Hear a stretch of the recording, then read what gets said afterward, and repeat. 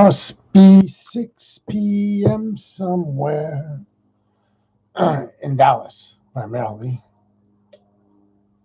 It's all I know sometimes. I only know what's right in front of my face. You know what I'm saying? Like, if it wasn't, except for what time it is in Dallas, I wouldn't know what time it is anywhere, really. I mean, maybe if I called you up on the phone and said, hey, man, what time is it where you're at? Then I would know. But I barely know what's going on around me. How do I know what's going on out there, huh? It's a mystery. That's all I can tell you. It's a mystery. It's a genuine, absolute. If I ain't seeing it, I don't even know if it's happening. You people may not even be happening. Lisa, Kathy, Rose, you're just words on a screen, Debbie. You're not, think about that. How real could you be if you are not, if I don't see you, if you're not standing? Well, let's assume that standing in front of me would make you real. But, like, how do I know? How do you distinguish, differentiate reality from unreality? Back to Mark McDougall and Ann. Um, and it's not like I'm perplexed. I don't want to suggest that I'm perplexed because, like, well, what if Lisa, Kathy, Rose, Debbie, Mark, and Ann don't really exist? Oh my God, I'm going to freak out, right? Kathy, we are robots. The thing is, Kathy, at some level, you could be a lot of things. I mean, I know you're not a vegetable, right? And I know you're unlikely to be a robot. And I know that there's somebody on the other end of the key of this thing with a keyboard. But here's the thing: before there was video, even remember the internet. Like my daughter, one day I catch her communicating on Facebook with some guy, and she says to me, "Well, he's a 7-year-old in L.A." And I'm like, "You don't know what he is, right?" Call each one of us on FaceTime. I could do that, Debbie, sometime, sure. Um, Lisa says, only believe half of what you see and none of what you hear. Ginny says, wow, you're 1 minute in this and you are this deep. Lisa says, my stoner brothers write words to me when I was 10. All right, so yeah, Jenny. So here's the thing. Um, Picture's not clear on YouTube. If anybody else checks out YouTube, Rose says the picture's not clear. It's the same exact camera, so there's no explanation for why it wouldn't be clear on YouTube. It's a mystery to me, Rose. So understand that I'm navigating my life based upon my experiences, right? Usually my first-hand experience.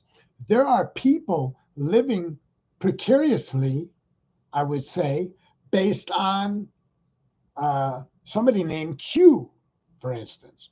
Imagine, um, imagine trying to uh, participate in your life based upon some anonymous dude called Q or anonymous woman or whatever on YouTube.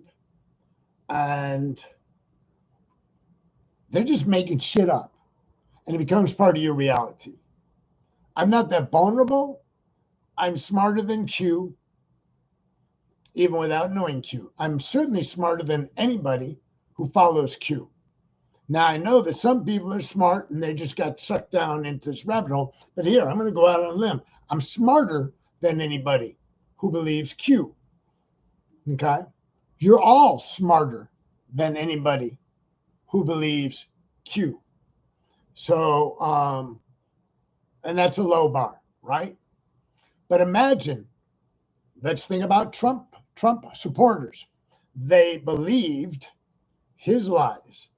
His lies were persistent, consistent, prevarications, bending of reality, breaking of reality, disturbing reality. But there were people who are directed and plan their lives on the information they got from somebody that in most cases, almost exclusively, they had never met. I mean, Trump is, excuse me 1 second.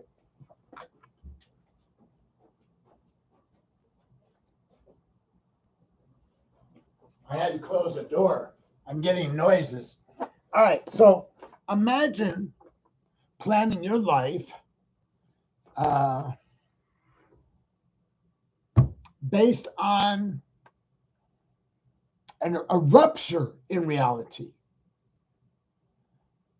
People who are following Q, people who follow Trump, Ted Cruz, Ron Johnson, their reality is bent to the point where when I'm looking at it, it's a distortion, a total distortion.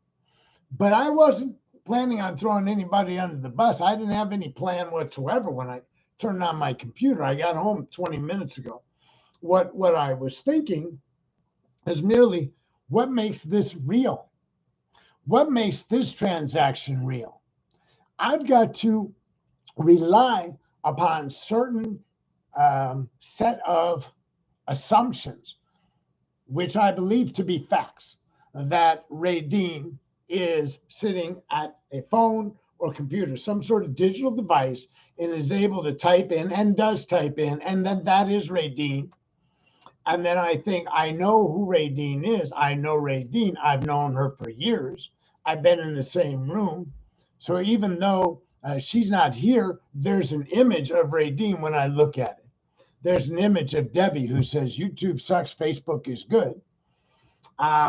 I know what Rachel and Rose and Lisa, I know what you all look like. I only know what Lisa looks like from Facebook. I don't have a memory of ever meeting Lisa. Lisa says, I think she says she met me in meditation. That may be true. Could be absolutely accurate. Was not retained anywhere in my mind. I don't remember, but I've seen her sing on Facebook, so I know the sound of her voice. I think she joined once for meditation too. I know the sound of her voice, her singing voice. I know what she looks like. Chris and Becky, hi. Dream On, first Aerosmith album I owned. Great jam. That song, Dream On, by the way, is just swell.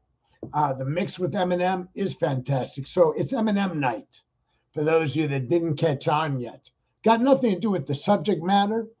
I really appreciated rap music, but mostly I appreciate Eminem. Maybe because I'm white, he's white. I have no explanation for why I thought he was probably the cream of the crop of rappers. I hate to admit that, perhaps it's some sort of a racial bias built in. I don't know.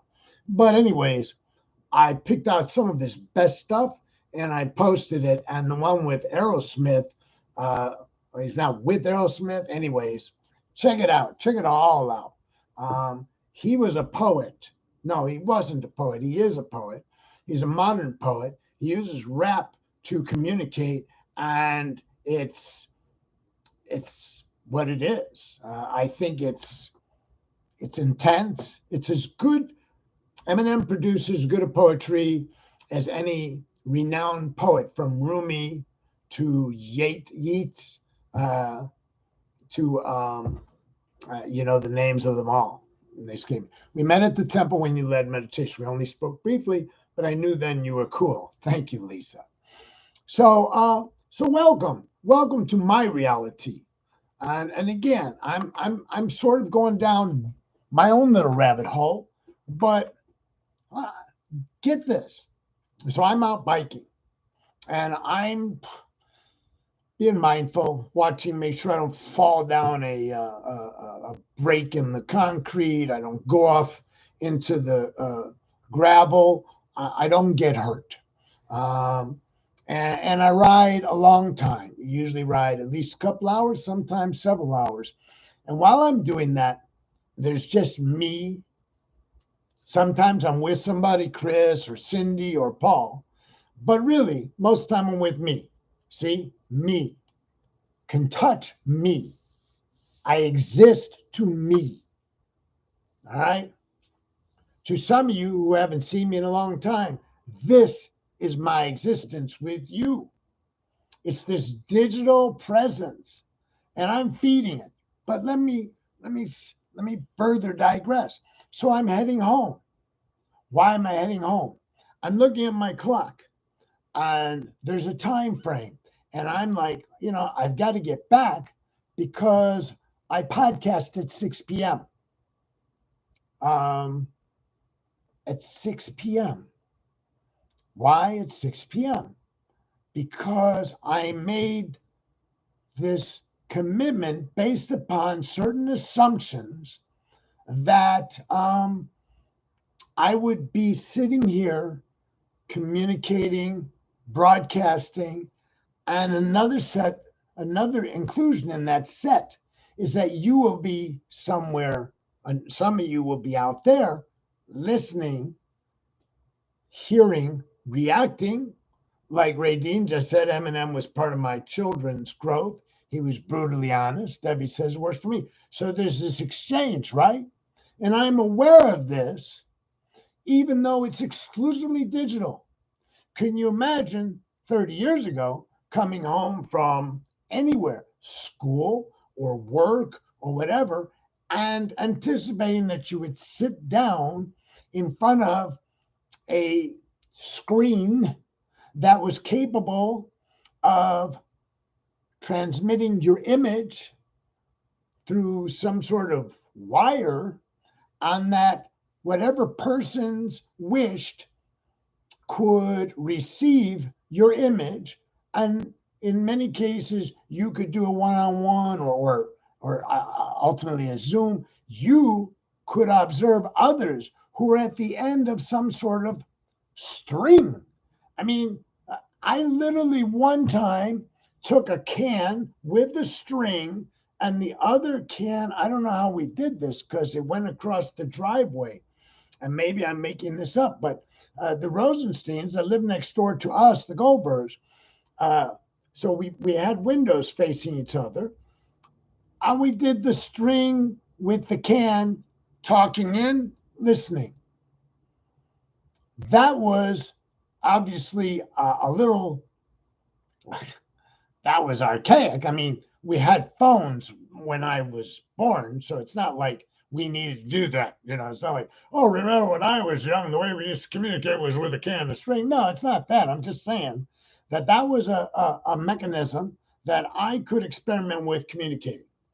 I could go to the Museum of Science and Industry, and there's an echo chamber. I don't know, maybe it's not called that. I don't know what it's called. All of you who grew up in Hyde Park, you know it. It was downstairs, and you stood in front of this like plexiglass deal, shaped like that, out and back, and there were two metal kind of places to place your feet, and you stood there and you spoke to it, and somebody else at the other end of the room facing away from you could hear you. You could have a conversation. You could whisper to this person and they could hear you, because what it was doing was the way these plastic wall, I don't even know how it worked. I never understood science. It was just so cool. We did it. We did it. We sat there and we spoke into it. The Whispering Gallery. Thank you, Joan. The Whispering Gallery, right? It is so cool that this technology is available to us. Otherwise, we would have a very bleak existence. And isn't that interesting that this confluence of events, the pandemic, the political upheaval in this country, is coinciding with a time where we at least have this. I mean, is this a gift from the gods, so to speak? Now, I'm not saying the gods suddenly, lightning and we were. I'm saying that whatever percolated inside the minds of people that conjured this stuff up, because I never would have, okay, is there some deity that planted seeds in the brains of some already smart people, and they said, I think if we put a lot of X's and O's together in a certain way, and then we put electrical wires to it, we can just communicate. And this is not talking video. I'm just talking about digital communication, right? So, because at the beginning of this, we couldn't have done this. So, did the gods know that there was a pandemic coming? Of course, they would know if they were gods. They might know that, right? Because they might have created the pandemic. And they say, you know what? Let's give them the internet. I mean, I don't know, man. I'm so unsophisticated that whatever they invent, every time they invent, it leaves me a little bit back here. I can't I can't be in the forefront. Okay. Um, I'm never going to be in the forefront of electronic, technological, digital existence and invention. I'm always going to be at the back of the line trying to figure it out. I mean, just yesterday, I was doing my will. I'm updating my will. And it should have been a simple thing. I took the old will and I brought up the screen and I hit edit and it said, you can't do that now. There's something wrong. Reload. So I reloaded and it kept happening. So, real quick, I copy and pasted into another format. And uh, it came out almost right, but not quite. And it had boxes that I didn't ask for, formatting issue. Things were moved around, they weren't in their place. And I'm like, oh my God. So I say to myself, well, I'm going to my lawyer's place to execute my will. So, you know what? I'll email him a copy and I'll make a hard copy. And so I hit print. I have a printer. It's sitting right here. I can see it. And nothing happens. And I don't know why nothing happens. There's a flashing light indicating that it's, functional, but it just doesn't do anything. I hit a button, printer. What's going on? It says, you got a printing, you got documents ready to go, but it ain't going. So I got to cancel everything, start over. Eventually it prints, but it prints like one page and then there's this break.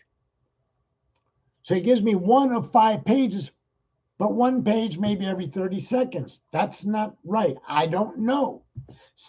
Take it all, go over to my lawyer's office. He's perplexed. Luckily, his wife sat with us and fixed it all. But for her, she couldn't fix it. She sort of had to reconstruct it and reformat it. The gods gave man a brain. Sometimes we use it. When I worked at the Museum of Science and Industry, we were inappropriate in the Whispering Gallery. What a shock, Joan. And Kathy remembers the exhibit we're talking about, the Whispering Gallery. And she's saying we were lucky to have had the Museum of Science and Industry during our formative years. And that's correct. Even I, this technological, scientific idiot, found I was so cool to be able to walk into one of the most sophisticated, extensive scientific museums in the world, called the Museum of Science and Industry, located at 57th and South Shore Drive or Lakeshore Drive in Chicago. And it was free when we grew up. You could go there anytime. And then when we became teenagers, you could smoke weed and go there high and groove on all these exhibits. It was wonderful. I mean, there was enough to do there that even though I didn't understand most of it, I could be entertained for hours. The first time I remember going there, I went with my mother. I was a kid. And I wanted to see the whole museum. Of course, my mother made us leave after whatever reasonable period of time. But, I'm a kid. We didn't do it all. And she's like, you can't do the museum in one day. And she was right. She was right. You can't do the Museum of Science and Industry in one day. And I went back many, many times. Now it's $25 to get in. I don't know how many kids go. Mary likes the fact that weed days were good. The museum didn't have weed days. So back to reality or the bending of reality. If you could, I believe you would cut school and stay at the museum all day, Debbie. I can believe that for sure.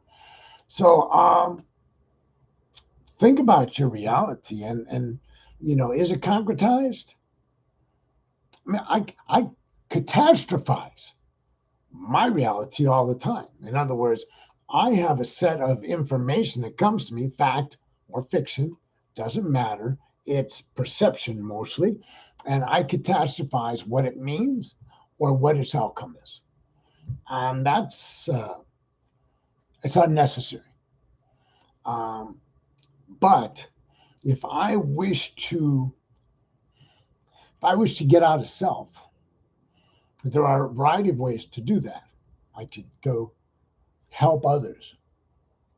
There's lots of things I can do. One way to get out of self, in a sense, is to show up here, 6 p.m., and be challenged to communicate to whoever may be on the other side. This is, to me, this is a 45-minute challenge, mental challenge every day to show up, provide content, provide it in a way that I hope is understood and communicated, and hope that it's well received on the other side. But that's all based on experience and a group of assumptions. So much of what we do is merely directed by assumptions. And that's okay. You got to have something to go on. I mean, if you're out driving at night, you stay on the road. You're not going to drive over the sidewalk. You're not going to drive 2 yards because you have some experiences and some assumptions that you're safer. Everybody's safer if you're in a car and you're on the street. Okay, you're not a QAnon, so you don't think that driving on the sidewalk will save the world.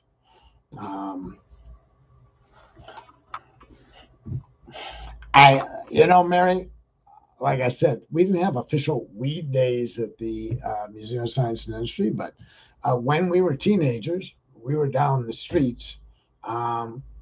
We lived, probably everybody from Hyde Park, and there's probably a half a dozen here now, we probably all lived within 2 miles of the Museum of Science and Industry, and we'd go there at the drop of a hat. It might literally be sitting in the alley and over on 57, the Blackstone, and catch a buzz and go, what are we going to do? Well, let's go to the museum, get something to eat in the cafeteria and walk around.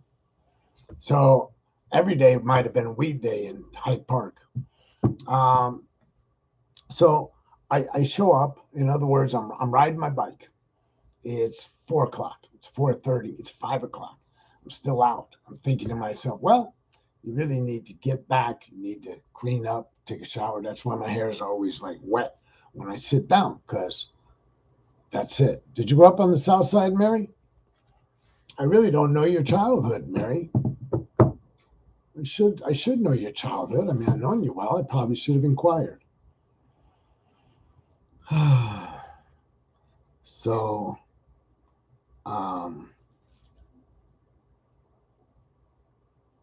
so I come home in time to pull up 2 screens. That in itself is amazing. 2 screens. One screen says live producer, Facebook. The other says live stream, YouTube. And I pull them both up. And both have certain things you need to do. If you wish to communicate, you need to set it up for your camera and your audio. Most of that's automatic now. It detects my camera, it detects my microphone. But sometimes that screws up, and if one has captured the camera, the other one says it's already occupied. And then I don't know how, but eventually I get it straightened away.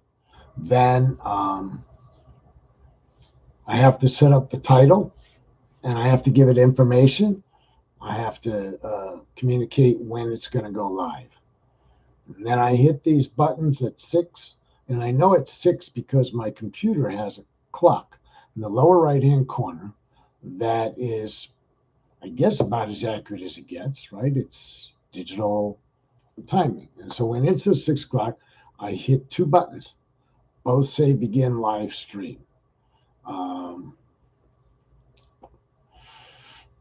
And then it's as if you were in a recording studio, a TV studio, and there are typically 2 to 3 cameras. I used to do a lot of television interviews in Chicago, a lot.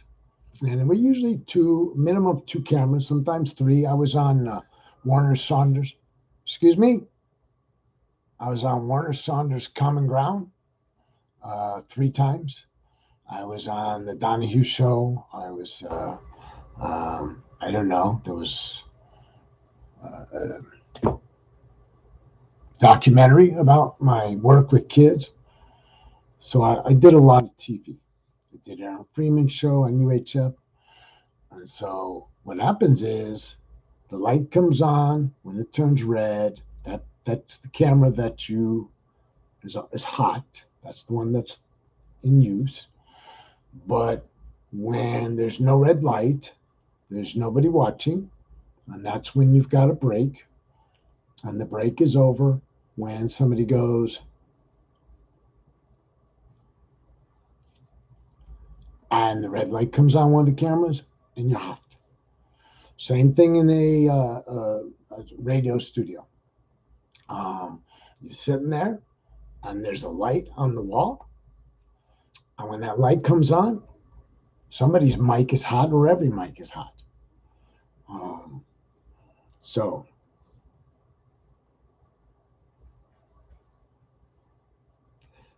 Ray Dean, let's address your concern.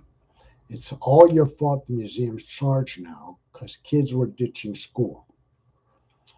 So Kathy responded, well, at least we were learning while we were in the museum assigned industry, even though we were cutting school. Maybe that is why they let us get away with it. I don't know that anybody let you get away with it. We're certainly not the reason why they charged. What they did was they rehabilitated the museum, took it out of the 50s and brought it into the, I don't know, 80s or 90s technologically.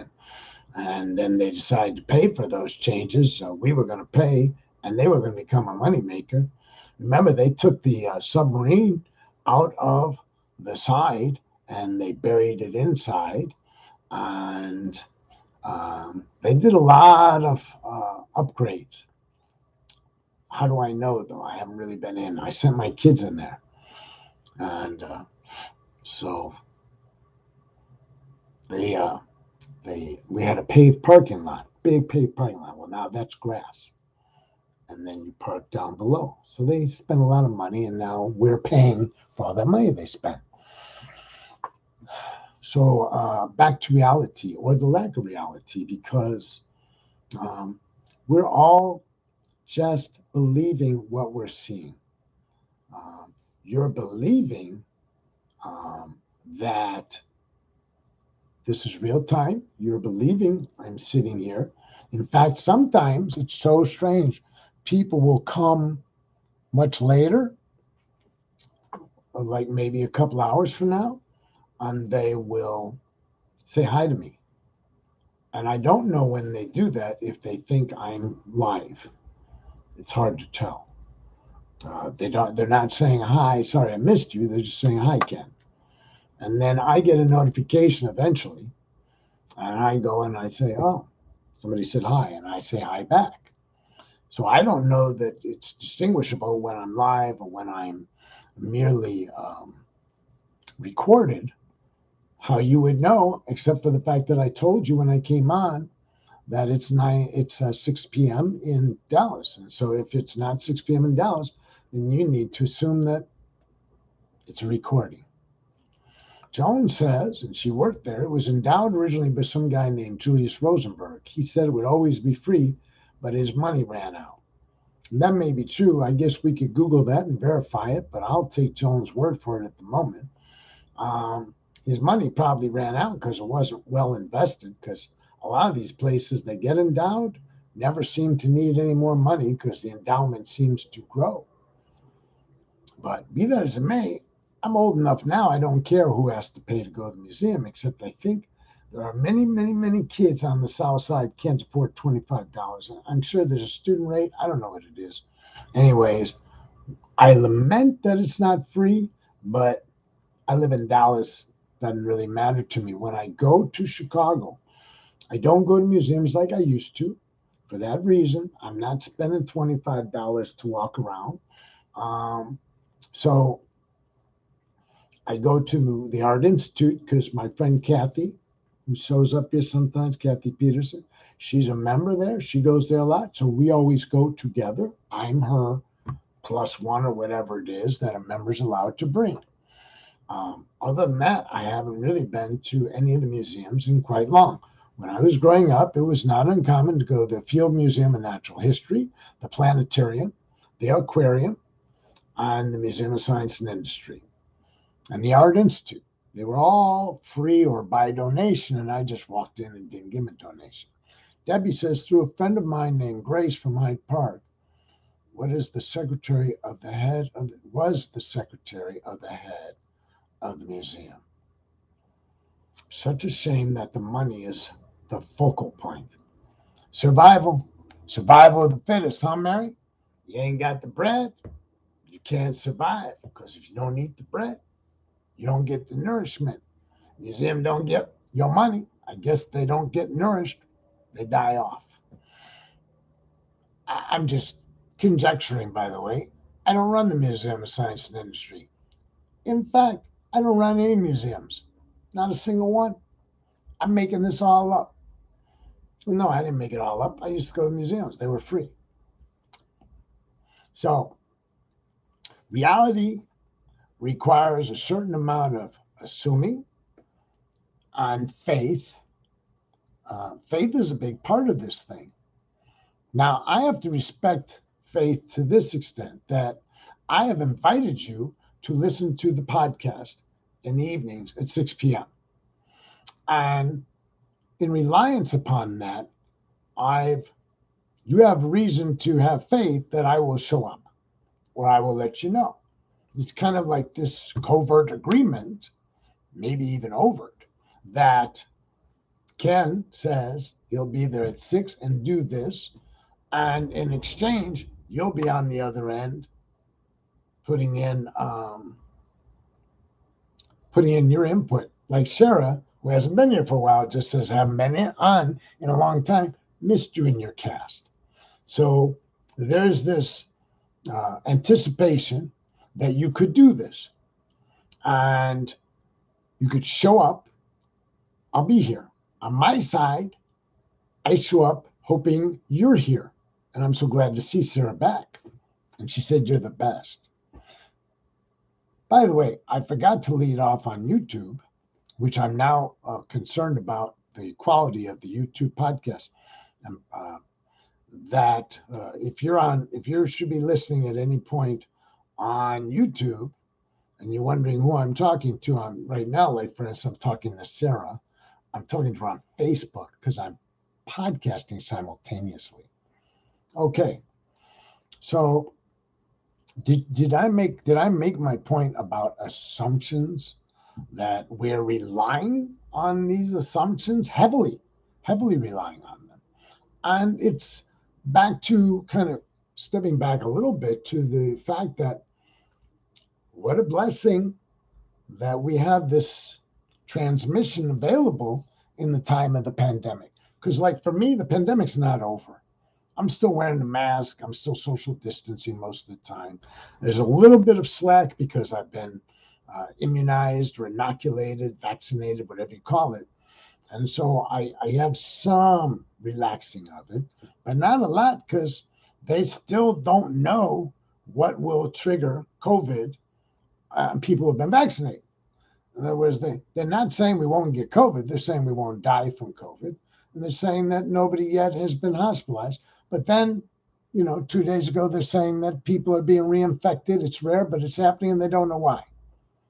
And then today, they said that people getting their first shots who are having adverse reactions, and the adverse reactions are not extreme or anything. There are people who are having more difficulty, more discomfort. It's probable that those are people that were exposed to COVID already. And they may not know that, or they may know that. In any case, that's the recent probable why some people are having more difficulty with their first injection than others. The second injection, I didn't read about. Now, I read that a number of people are getting flu-like symptoms at the second shot. I didn't get flu-like symptoms. So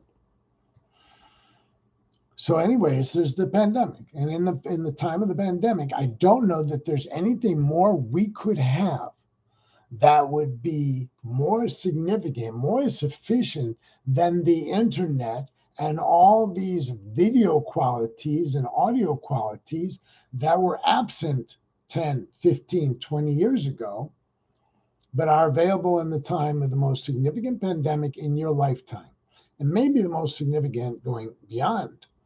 But we don't know. We don't know what tomorrow will bring, you know. Uh, Dr. Fauci says you can count on more pandemics. I think he said that. Ken said it. All right. Ken saying you can count on more pandemics. The probability is likely.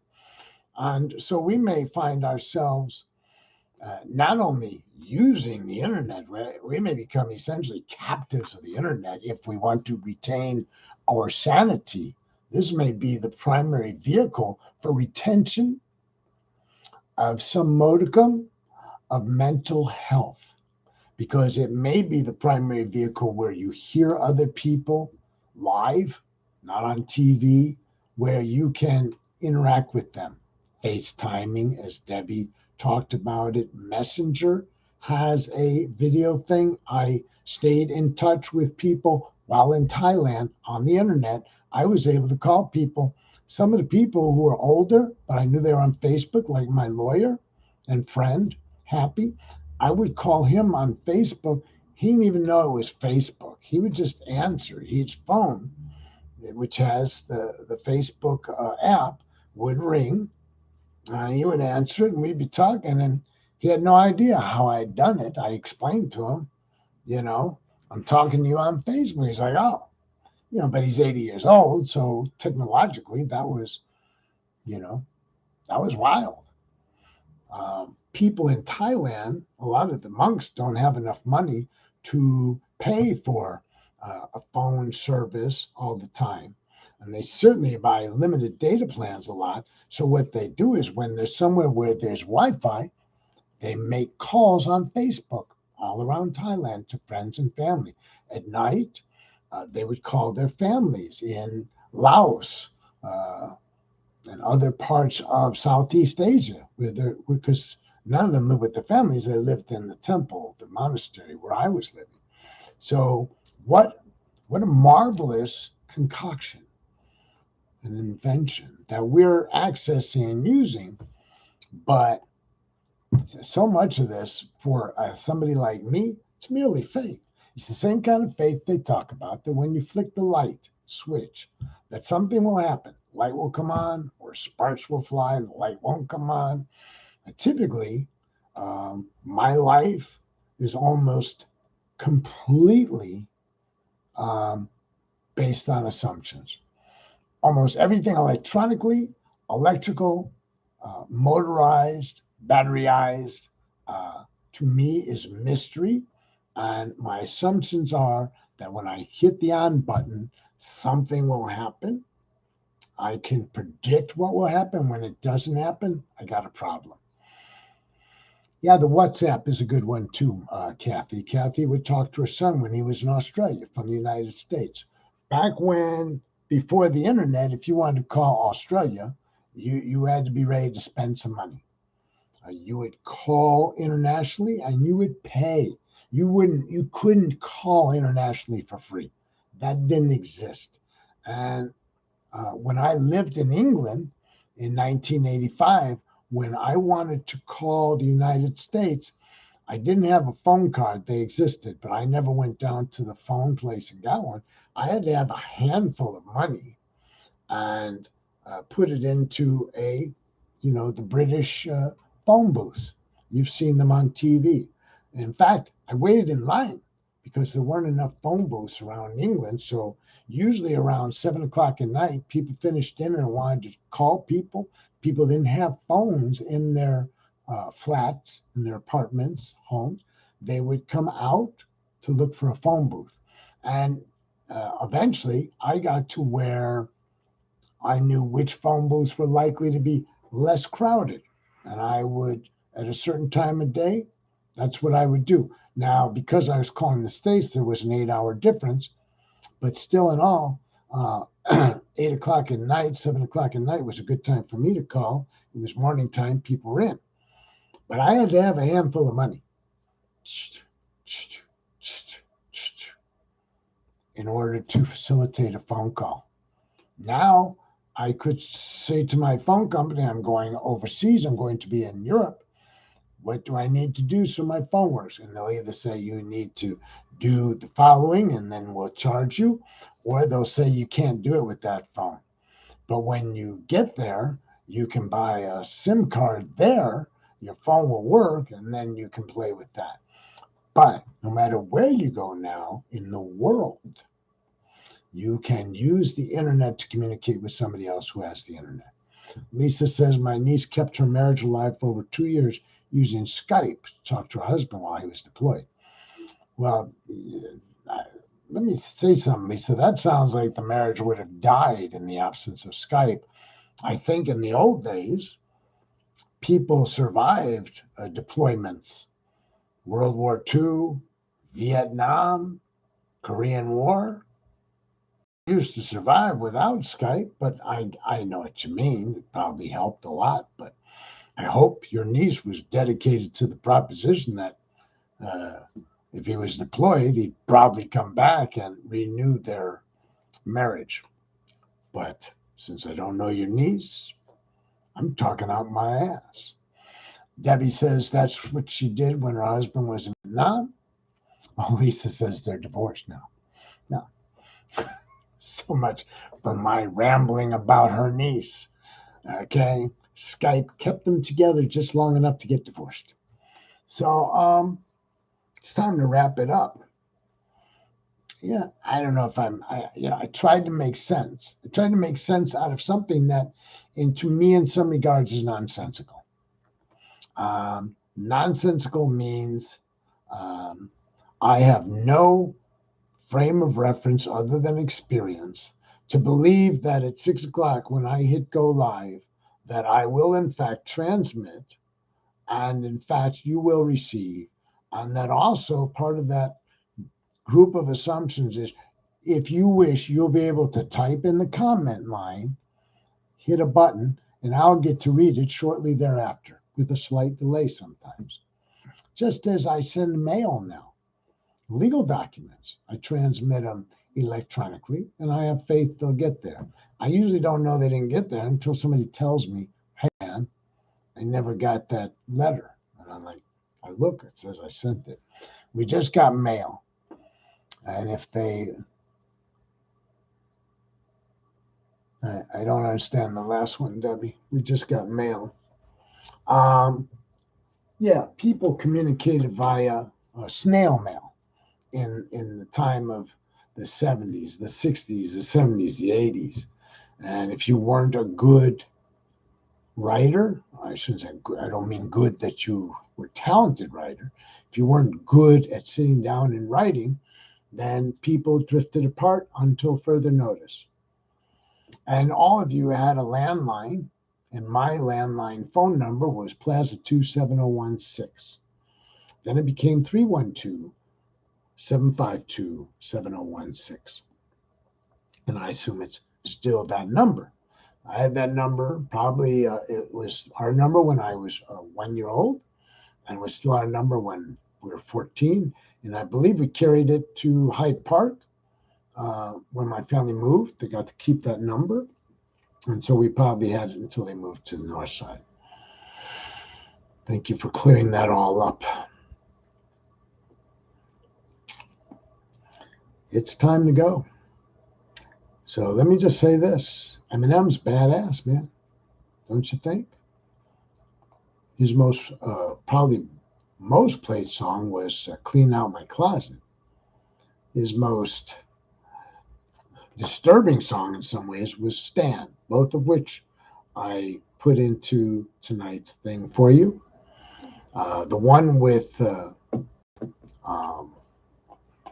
group. What group? Man, don't get old, folks. That's all I can tell you. Don't get old. Aerosmith, isn't it? That's kind of more, it's not as downer or nitty gritty, I don't think. but still. All right. Good night, Mary. I hope you'll stick around for our metta. We're going to take a moment to do some loving kindness. We're going to send loving kindness to you, Mary, because we're all going to put our hands together before our hearts. We're going to bow our heads, close our eyes, take a deep breath. And we're going to send out loving kindness first to ourselves, thinking to ourselves, may I be happy, healthy, free from all harm, free from anger, anxiety, and fear. May this practice lead me to greater peace and comfort in my life. May my mother and father, all my living relatives, and all my friends be happy and healthy, free from harm. May they too find a path that leads them to a place of great peace and comfort. May those persons I find difficult, for whatever reason, typically I think somebody has done something to offend me and I refuse to look at my own self in that, but that's neither here nor there. All that we need to know is that we have a resentment, we bear some ill will, and so in this moment we send those people goodwill, so they may be happy, healthy, free from harm.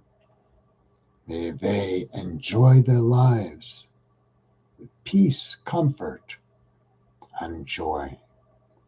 And to all living beings throughout the universe, may they be the recipient of our collective goodwill, emanating from our hearts in all directions.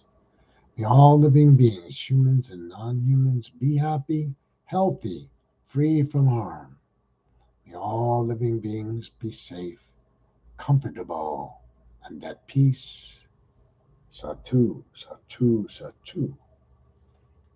Thank you, Liza.